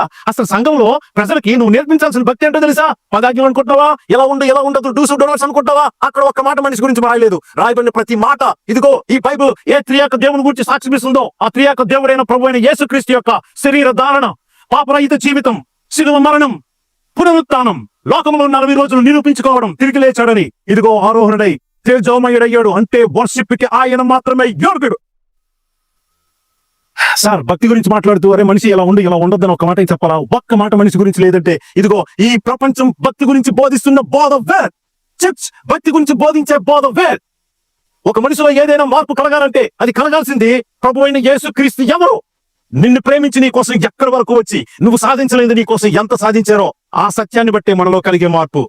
భక్తి అంటే దేవునికి మనం చేసేదనుకుంటున్నామేమో కాదు, దేవుడు మన కోసం చేసి మనలో ఆ మార్పు తెచ్చి మన ద్వారా చేసుకునేది సేవ. అనిలో మొదట ఏ మాటతో మొదలు పెట్టామో ఆ మాటతోనే నేను ముగించబోతున్నా. సార్ ఇదిగో ప్రకటన గ్రంథంలో మనం చూస్తాం ఎంతో మంది దేవుని యొక్క అద్భుతమైన సేవ చేసి భక్తి కట్టుకొని. ప్లీజ్ చివరి మాటలు వినండి. అక్కలు పెద్దలు దయచేసి మాట ఆలకించు. ఈ జీవితాన్ని ముగించుకొని ప్రభు దగ్గరికి వెళ్ళినప్పుడు మనందరిలో చాలా మందికి మెచ్చుకొని గొప్ప గొప్ప బహుమానాలు ఇస్తారు. కానీ వాళ్ళందరూ ఏం చేశారో తెలుసా? వాళ్ళ కిరీటాలు వాళ్ళందరూ ఏం చేశారో తెలుసా అండి? ఆ కిరీటాలన్నీ తీసి దేవుని యొక్క సింహాసనం ముందు వేశారు. అవును సార్, ఈ భూమి మీద జీవితంలో ఎంత గట్టిగా భక్తి కట్టుకొని మడిగట్టుకుని బతికి సేవ చేసి ఏదో ఎంత సంపాదిస్తే అది తీసుకెళ్ళి ఆయన పాదాల దగ్గర పెట్టడమే సార్. నేను ఇప్పుడు చెప్తున్న మాటలు చాలా మంది మేధావులు బయట నేను చెప్తున్న మాట చాలా మంది క్రైస్తవులకు అర్థం చేసుకోరు. ఎందుకంటే హ్యూమన్ ప్రైడ్ ఎలా పనిచేస్తుంది. నేను భక్తిగా ఉన్నా, నేను జాగ్రత్తగా ఉన్నా, నేను కాచుకున్నా నా హృదయాన్ని. ఈ కాన్ఫిడెన్స్ వల్ల పాపం చాలా మందికి ఇప్పుడు అర్థం కాదు. కానీ దేవుడు ఎవరో ఆయన రేంజ్ ఏంటో చూసినప్పుడు అర్థం అవుతుంది. ఏంటి ఈ దేవునికి నేను భక్తి చేసానా? ఏంటి ఈ దేవునికి నేను సేవ చేసి పొడి చేశానా? నిజానికైతే అంత సీన్ మనకు లేదు. నేను ఏదైనా భూమి మీద సాధించి నా చేతిలో ఒక కానుకగా బహుమానంగా దేవుడు ఒకటి పెట్టారంటే ఇది నేను ఆయన కోసం చేసింది కాదు, నన్ను వాడుకుని నా ద్వారా ఇతరులకి ఆయన చేసుకున్నాడు. కాబట్టి ఈ ఘనత ఈ బహుమానం ఉండాల్సింది నా నెత్తి మీద కాదు, ఆయన పాదాల ముందని. అన్నయ్యలో అక్కలో ఈ మాట ఆలకించండి. ఎవరెవరు వారి భక్తితో సేవతో దేవుడి దగ్గర నుంచి పొందుకున్న బహుమానం ఆయన పాదాల ముందు పెడతారు. ఎందుకంటే అప్పుడు ప్రతి ఒక్క భక్తుడికి అర్థమవుతుంది నిజానికి గ్రేట్నెస్ ఎవరికి ఇవ్వాలో, మహిమ ఎవరికి ఇవ్వాలో. పాపం యేసుక్రీస్తుకు వస్తున్న ఆ గ్రేట్నెస్, పాపులారిటీ. నిన్న పాస్టర్ గారు చెప్పారు పాపులారిటీ అనే మాట. పాపులారిటీ కోసం శిష్యులు పోటీ పడతారు. సేవలో ఉన్న వాళ్ళు ఇంకెక్కువ పోటీ పడతారు. కష్టపడుతున్న వాళ్ళు ఇంకా ఎక్కువగా హృదయంలో ఆశిస్తారు. నిజంగా నేనేం కష్టపడలేదు అనుకోండి, ఏ ముఖం పెట్టుకుని ఆశిస్తాను. అయినా నా గర్వం, నా పాప స్థితి ఏంటో తెలుసా? ఏం కష్టపడను. కష్టపడే మంచి అన్నయ్యలు ఉన్నారు, వాళ్ళతో నేను పోటీ పడిపోతా. నేనేం తక్కువ పాక స్వభావంతో ఏమి చెయ్యనోనే పోటీ పడిపోతున్నప్పుడు సార్ సిన్సియర్ గా దేవుని కోసం కష్టపడి పని చేస్తున్న వాళ్ళు ఎందుకు సార్ ఆశించరు? కానీ నీవు ఎవరికి ఏ యజమానికి శిష్యుడిగా ఉండి దాసుడిగా ఉండి పని చేస్తున్నావో సేవ జాతలో తెలిసిన తర్వాత సార్ ఐఎమ్ సో సారీ అన్నా మీకు అర్థమవుతుందా? ఫెయిల్ అయినప్పుడు కాదన్నా సారీ, ఈవెన్ నువ్వు సాధించిన తర్వాత కూడా ఐఎమ్ సో సారీ అన్నా. మీకు అర్థమవుతుందా అసలు నేనేం చెప్తున్నా? ఇదిగో మీరు దూరంగా ఉన్నది మీకు విషయం అర్థమవుతుందా లేదో? మేము చెయ్యాల్సిందంతా చేసిన తర్వాత కూడా మేము నిష్ప్రయోజకమైన దాసులు అనే మాటకు అర్థమేంటో తెలుసా? Brokenness, repentance, brokenness. ఆయనకి నేనేదో చేయటువంటి ఎప్పుడు చెయ్యినప్పుడు అందరూ ఏడుస్తారు, చేసిన తర్వాత కూడా ఎవరు తగ్గించుకుంటాడు? ఎవరు సార్ తగ్గించుకుంటారు? ఎంత కష్టపడి తగ్గించుకోవడం ఎవరికి సార్ సాధ్యం? సార్ అది శిష్యునికి సాధ్యం. నిజమైన ప్రభువైన యేసుక్రీస్తు శిష్యునికి సాధ్యం. ఎందుకంటే వాళ్ళకి చాలా థియాలజీ సీక్రెట్స్ ఈ విషయం అంత విషయం అర్థమవుతుంది కాబట్టి, అయ్య బాబోయ్, ఆయన పరిశుద్ధత, ఆయన నీతి, ఆయన ఇదంతా చూసిన తర్వాత నాలాంటి వాడిని అసలు ఎలా వాడుకున్నాడు, నేను ఎలాగ ఆయన కోసం ఎంత కార్యాలు చేశానంటే, నో ఇది నా వల్ల కలిగింది కాదు, నా దగ్గర ఉన్న భక్తి కాదు, అసలు మినిమం బేసిక్ ఉండాల్సింది ఏంటంటే విశ్వాసం. అది కూడా జీరో అని యేసు ప్రభు ఎంత ప్రూవ్ చేసిన తర్వాత ఇంకా ఏది నా దగ్గర ఉండబట్టి నేను దేవునికి సేవ చేశాను, ఈ భక్తి పెట్టుకున్న సాధ్యమైందంటే నథింగ్. కాబట్టి ఈ దేవుడు నాకెందుకు ఇచ్చాడు మరి కానుక, ఈ గొప్ప బహుమానం, ఈ కిరీటం అంటే ఇది ఉండాల్సింది నా నెత్తి మీద కాదు, నిజానికి ఇది ఉండాల్సింది ఆయన పాదాల దగ్గరని. అక్కడ ఆ కిరీటాన్ని పెట్టడానికి మన చేతిలో ఒకటి ఉండాలి. ఈ స్థలంలో ఉన్నవారు దేవుడిని ఏదో ఒకరోజు చూస్తారు, ప్రభు దగ్గరికి మనం అందరం వెళ్తాం, మరణంతోనో ఆయన రాకడతోనో. అనిలో అక్కలు పెద్ద ప్లీజ్, మీకు బాగా బిర్యానీ చేయవచ్చు, అందరికంటే అద్భుతం. యేసు ప్రభువుని చూడడానికి వెళ్తున్నప్పుడు ఒట్టి చేతులతో వెళ్ళొచ్చా? కాబట్టి మీ దగ్గర ఏదో ఒక బెస్ట్ గిఫ్ట్ పట్టుకొని పొట్టి చేతితో వెళ్తారా? మీ జీవితానికి ఎంతో మేలు చేసిన వ్యక్తిని మీరు మొదటిసారి కలవబోతున్నారు. మీకు ప్రాణం ఎంత ఇష్టపడిన వ్యక్తిని, అందరికంటే గొప్పవాడిని మీరు మొదటిసారి కలవబోతున్నారు. పొట్టి చేతులతో ఏమైనా వెళ్దాం ఏమైనా న్యాయమా సార్? ఏ సార్? అలాంటిది అంత గొప్ప దేవుణ్ణి మొదటిసారి చూడబోతున్నాం, పొట్టి చేతులతో నిల్చుంటావా? అలాగే ఏం తీసుకుని వెళ్ళగలం? ఈ భూమి మీద ఉన్నవన్నీ ఆయన చేసినవే. కొన్ని ఆయన చేయింది, ఆయన చేసినవన్నీ కలిపి ఒక మంచి మిక్స్ కొట్టి బిర్యానీ చేసినా తీసుకుని వెళ్ళగలం యేసు ప్రభువుకి? ఏం పట్టుకుని వెళ్ళలేం. కానీ పొట్టి చేతులతో ఎలా నిల్చుంటాం? ఆయన మొదటిసారి కలుసుకున్నప్పుడు. కొట్టి చేతులతో నిల్చోకూడదంటే ఇదిగో బైబిల్ ఒక అద్భుతమైన సత్యం చెప్తుంది. ఏంటో తెలుసా? అనిలు, మనం వెళ్ళినప్పుడు ఏమీ తీసుకుని వెళ్ళలేం, కానీ అక్కడికి వెళ్ళాక మనం ఒకటి సంపాదించుకుంటే మన చేతుల్లో అదేనే ఉంటుంది ఆయన ముందు పెట్టడానికి. అవునయా కాదనయా? ఏమంటారు మీరు? మన చేతుల్లో సంపాదించుకోగలిగే బహుమానం అనేది ఏదైనా ఒక్కటైనా ఉంటే విలువైనది ఆయన ముందు పెట్టడానికి ఆ ఒక్కటైనా సంపాదించుకోవాలి. ఒకవేళ అది కూడా సంపాదించుకోలేదనుకోండి, మనందరం గుట్టి చేతులతో ఆయన్ని ఎదుర్కొనేటట్లే. చాలా బాధాకరం కదా అనేది మీకు అర్థమవుతుందా? ఇప్పుడు బహుమానం ఎందుకు సంపాదించుకోవాలి? బహుమానాన్ని పొందుకునేటట్లు ఎందుకు పరిగెత్తాలి? మిగతా వాళ్ళందరికి వస్తే మనకు రాకపోతే అవమానంగా ఉంటది, చిన్న చూపు ఉంటది, నామోసి ఉంటది. అందుకు కదా కష్టపడి ఏదో బహుమానం దేవుడి దగ్గర సంపాదించుకోవాలి కాదు. ఇప్పుడు పరలోకానికి వెళ్ళిన తత్వం కూడా ఇదే పోటీ తత్వం. అరే ఆడికి వచ్చేసింది, వీడికి వచ్చేసింది, నాకేంటి రాలేదని. కాదు సార్, వాళ్ళకి వచ్చింది, నాకేంటి రాలేదు కాబట్టి నేను సంపాదించుకోవాలి కాదు బహుమానం. నా ప్రభు నేను ఎంత ఘోరమైన స్థితిలో ఉంటే నా బదులు, నా వంతు, నా స్థానంలో ఆయన ముఖాన్ని చిక్కుముక్కి రాతిలా చేసుకుని నా కొరకు సిలువ వరకు వచ్చిన, నన్ను ప్రాణం కంటే ఎక్కువగా ప్రేమించిన అతి భీకరమైన దేవుడైన యెహోవాను చూడడానికి మొదటిసారి వెళ్తున్నాను. అలాంటి ఆయన్ని కలుసుకునేటప్పుడు నేను ఒట్టి చేతులతో ఎలా వెళ్తాను? ఏది పట్టుకుని వెళ్ళలేను. కనీసం అక్కడికి వెళ్ళాక నేను ఏదైనా ఒక బహుమానం సంపాదించుకుంటే ఆయన పాదాల ముందు పెట్టి ఆరాధించడానికి కనీసం నా చేతిలో ఏదో ఒకటి సాధించాలి. మీకు అర్థమవుతుంది కదా ఈ మాట? ఎవరి మీద పోటీ తత్వంతో కాదు, ఏదో పెద్దలు పండుకొని గొప్పలమైపోవాలి అనిపించుకోవాలని కాదు. నా ప్రభువుని ఒట్టి చేతులతో కాదు, నిజంగా ఏదైనా ఆయన ముందు పెట్టి ఆరాధించాలి. అందుకు నేను ఒకటి సాధించాలి, సంపాదించాలి. అలా దేనివల్ల అవుతుందంటే, ప్రభువైన యేసుక్రీస్తుకు ఆయన శిష్యత్వం, ఎలాంటి శిష్యత్వం తన తండ్రి అయిన దేవునికి చూపించారో అలాంటి శిష్యత్వం, అలాంటి పోలిక, అలాంటి హంబుల్నెస్, అలాంటి ప్రార్థన, అలాంటి నోరు, అలాంటి సాక్ష్యం ఇచ్చే నోరు, అలాగ ప్రార్థన చేసే మనసు, అలాగ చెవియొగ్గి దేవుని మాటలు ఆలకించి నేర్చుకుని, నిన్న ఇద్దరు దైవజనులు కూడా అదే చెప్పారు. ఎవరైతే నా మాట యందు నిలిచి ఉందరో ఆయన మాటకి అంత విలువిచ్చి చెవిచ్చే. చూసారా, చాలా మంది పొరపాట్లు ఉన్నాయి. దేవుని వాక్యం చెప్తారు, ఎక్కడెక్కడి నుంచో సేవకులు వచ్చారంటే ఇందాక ఎంతమంది ఉన్నారో చూసారా? సాయంత్రానికి ఎంతమంది వస్తారో చూసారా? శిష్యునికి ఉండాల్సిన ఆ 2వ లక్షణం ఏంటో తెలుసా? దేవుడైన యెహోవా తండ్రి మాట, ప్రభు మాట వినడానికి అలాంటి చెవి, ఆసక్తి. కేవలం విని, కేవలం పుస్తకాలు నోట్స్ లో తలకాయ పెంచుకోవడానికి కాదు. విన్న దేనికో తెలుసా? అలాగే విధేయత చూపించడానికి. ఆ విధేయత ఎలాంటిదో తెలుసా? ఈవెన్ సఫరింగ్స్, శ్రమలు, అవమానాన్ని కూడా సంతోషంగా పొందుకొని తిరిగి కంప్లైంట్ చేయకుండా అలాగా లవ్ వన్ అనదర్, ఒకరి పట్ల ఒకరు అలాంటి ప్రేమ చూపించే. ఇదిగో ఈ క్యారెక్టరిస్టిక్స్ అన్ని మీ క్యాలెండర్ లో ఉన్నాయి సార్. ఇవన్నీ మొదటగా ఏ శిష్యుడు లోకానికి చూపించారో తెలుసా? ప్రభు అయిన యేసుక్రీస్తు. ఆయన కేవలం అలాంటి మనిషి ఉండి కాదు, ఆయన త్రియక దేవుడు, సర్వాధికారి, మహాపరిశుద్ధుడు, అతి భీకరమైన దేవుడైన యెహోవా అయ్యుండి మన ముందు ఉంచిన మాదిరి ఆయన వెంబడిస్తున్నామంటే ఆయన్ని పోలి నిజంగా తండ్రిని దేవుణ్ణి కనపరిచి ఏదో రావాలి అని చెయ్యం, ఎవరితోనో పోటీతో చెయ్యం, స్వార్థంతో చెయ్యం, రిటర్న్ ఆశించి చెయ్యం. నా ప్రభువుకి నేను సేవ చేయడమే గొప్ప ఆశీర్వాదం, ఇంకా ఇలా సేవ చేస్తే ఇంకేదో ఇస్తాడని కోరుకోవడం అదంత తెలివైన మెచ్యూరిటీ కాదు సార్. ప్రార్థన చేస్తున్నా. పరిశుద్ధ దేవా, ఈ స్థలంలో ఉన్న మేమందరూ నీ సన్నిధికి పిలువబడినప్పుడు నీ ముందు ఒక కానుక నుంచి నిన్ను మహిమపరిచి ఆరాధించడానికి మేము ఒట్టి చేతులతో అక్కడ నిల్చోకూడదు. అందుకే ఈ రోజు ఈ సాక్షి జీవితం, ఈ భక్తి జీవితం, శిష్యునిగా మా సేవా జీవితం నిజంగా ఒక బహుమానం సంపాదించుకునేటట్లు sincere, serious, humble, holy, loving, witnessing, God bearing, evangelising, suffering. నీ కొరకు నిజంగా ఫలించి భాగ్యం దయచేసి ఈ పరిచర్యను, ఈ స్థలంలో ఉన్న ప్రతి ఒక్కరిని, నీ సేవకులను, వారి కుటుంబాలను మెండుగా ఫలభరితంగా చేసి మహిమ పొందుకోమని, నాలాంటి వారి ప్రార్థన ఆలకించగలిగే ఒకే ఒక్క మార్గమైన పరలోకమందున్న మా తండ్రి, భీకరమైన దేవా, మాలాంటి వారి ప్రార్థన నీలాంటి దేవుడు ఆలకించగలగడానికి ఉన్న ఒకే ఒక్క మార్గమైన యేసుక్రీస్తు ప్రభు పేరట ఈ ప్రార్థన విన్నపానికి పొంది ఉన్నామని నమ్ముతూ మిమ్మల్ని స్తుతిస్తున్నాము పరమ తండ్రి. ఆమేన్. ఆమేన్.